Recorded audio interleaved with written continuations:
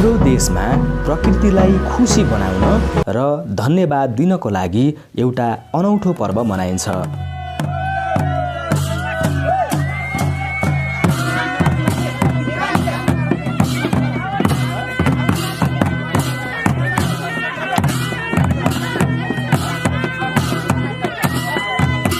वनजङ्गल, नदीनाला, देवी देवता, सूर्य, चन्द्र, आकाश, जमिनलाई स्मरण गर्दै यो पर्व मनाइन्छ, जसलाई मगर खाम भाषामा भूम्या पर्व भनिन्छ, अर्थात् भूमिको पूजा।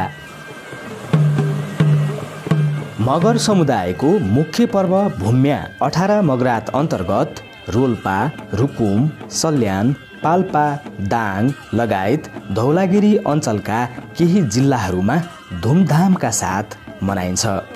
यिनै जिल्लाहरूमध्ये रोल्पा जिल्लाको नमुना बस्तीको रूपमा चिनिने थबाङ निकै नै सुन्दर गाउँ हो।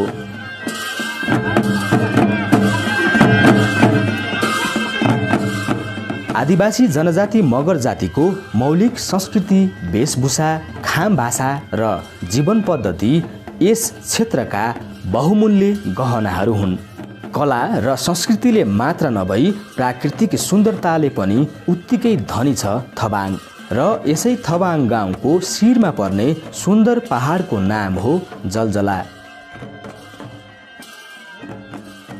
समुद्री सतहबाट करिब 3100 मिटर उचाइमा रहेको जलजला सुन्दर मात्र नभई धार्मिक महत्त्वका साथै सांस्कृतिक र माओवादी जनयुद्ध, कम्युनिस्ट आन्दोलनको इतिहास पनि जोडिएको छ।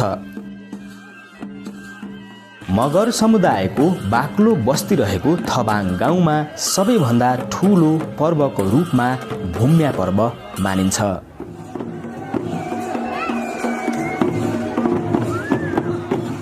भूम्या भन्ने शब्दले भूमि अर्थात् जमिनलाई जनाउँछ। खाम क्षेत्रका मगरहरू कुनै देवी देवताको भन्दा आफ्ना पुर्खा र प्रकृतिको बढी पूजा गर्दछन्। पुर्खाले वन जङ्गल फाँडेर खेतीपाती गर्न थालेदेखि नै यो पर्व मनाउन थालिएको हो।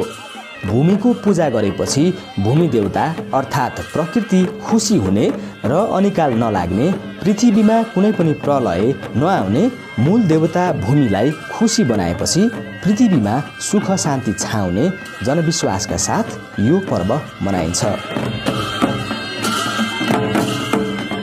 यो पर्व मनाउनुको मुख्य कारण आफू बसेको ठाउँको भूमि र भूमि देवतालाई पूजा गरेर मातृभूमिप्रति श्रद्धा र आदर प्रकट गर्नु हो।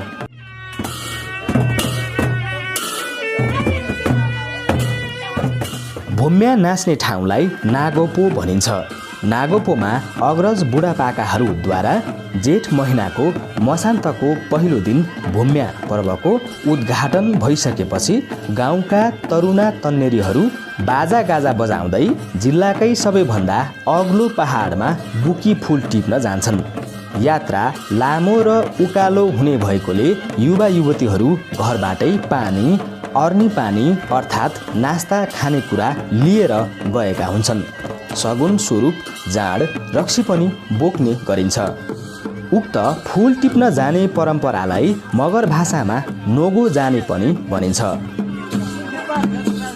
दिउँसो गाउँबाट करिब 10 बजे सुरु भएको यात्रा उकालोभरि बाजा बजाएर मनोरञ्जन गर्दै ठाउँ ठाउँमा विश्राम गरेर खाजा खाँदै बाटोमा भूमि देवता मानेर ध्वजा अक्षता चढाउँदै ठाडो उकालो चढिसकेपछि साँझ करिब 8 बजे जलजला पुगिन्छ।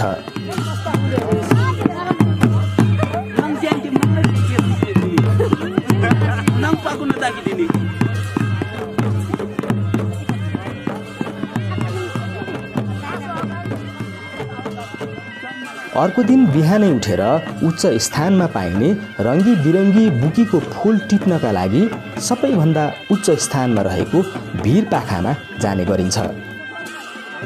फुल टिप्ने क्रममा लाइन लागेर रमाइलो किसिमले टिप्ने पनि गरिन्छ।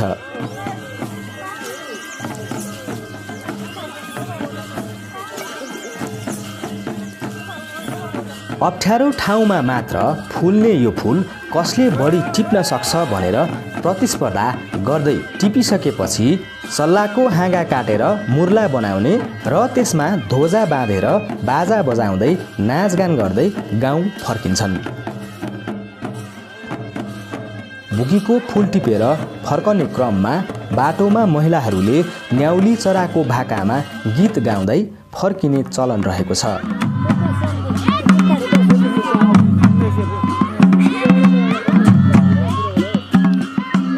खाम भाषामा न्याहु गीत गाउँदै रमाइलो गर्दै जेठको मसान्तको दिनमा गाउँ नजिक रहेको खोलामा गोठ बनाई बस्ने चलन छ। असार 1 गते गाउँभर बिहानैबाट भूम्या पूजाको तयारी गरिन्छ। नोगोपो गएकाहरूलाई स्वागत गर्नको लागि गाउँमा रहेका मानिसहरू बाजा गाजा सहित पर्खिरहेका हुन्छन्। सबैजना भेट भइसकेपछि गाउँ छिर्नुभन्दा अगाडि नोगोपो गएकाहरूलाई बुढापाकाहरूद्वारा भूतप्रेत देवी देवता नलागोस् भनेर झारफुक गरेपछि धुमधाम नाचगानका साथ गाउँ भित्याइन्छ।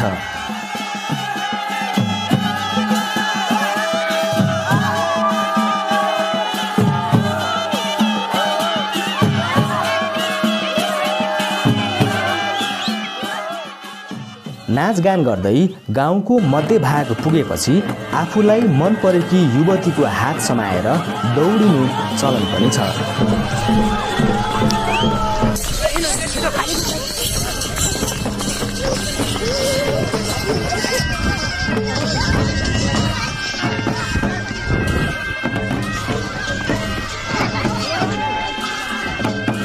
यसरी नाचगान गर्दै गाउँ पुगेपछि लेकबाट ल्याएका रङ्गी बिरङ्गी फुलहरू शिरमा लगाइदिएर ढोक गरी ठुला बडासँग आशीर्वाद लिने गरिन्छ। लेकबाट ल्याएका फुल गाउँका सबै मानिसलाई बाँडिन्छ। पुजारीले सम्पूर्ण विधि पुरा गरिसकेपछि पूजा गरिएको मार अर्थात् भेडा, बोका, कुखुरा, सुँगुरलाई लखेड्दै गाउँ निकाला गरेर भूम्या थानमा लगी बलि दिइन्छ, जसलाई भूम्या निकाल्ने पनि भनिन्छ। यसो गरेमा वर्षभरिको ग्रह दशा विपत्ति भूम्याले लैजान्छ भन्ने मान्यता रहेको छ। असार 1 गतेदेखि लगातार 5 दिनसम्म भूम्या नाच्ने गरिन्छ। गाउँभरिका र छिमेकी गाउँका सम्पूर्ण महिला पुरुष, केटाकेटी, युवा युवती, बुढाबुढी सबै भूम्या नाच्ने ठाउँमा जम्मा भएर प्रत्येक दिन दमाहा, झ्याली, सहनाई, ट्याम्कीको तालमा लहरै लागेर भूम्या नाच नाच्ने परम्परा छ।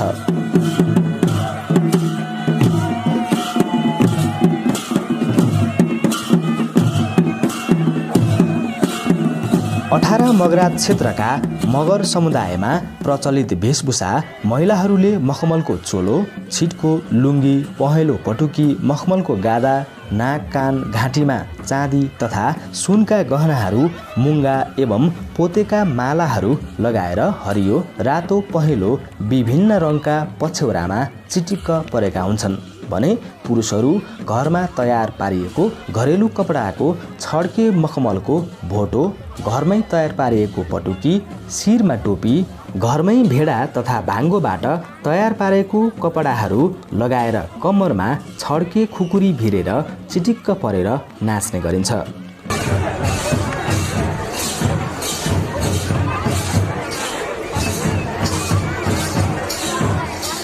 नाच्ने क्रममा महिलाहरूले 2 हातमा विभिन्न रङका पछ्यौराद्वारा बाजाको तालमा भूमितिर पछ्यौरा फर्काउँदै नाच्ने गरिन्छ।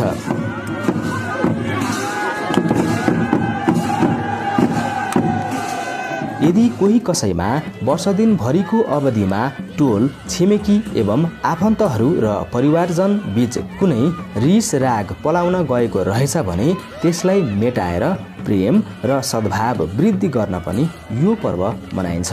हिउँदे बाली भित्र्याइसकेर वर्षे बाली लगाउने बेला खेतीपाती गर्दा केही किरा फट्याङ्ग्रा पनि मरेका हुन सक्छन् भन्दै क्षमा माग्दै खेतीपाती राम्रो होस् भन्ने कामनाका साथ यो पर्व मनाइने गरिन्छ।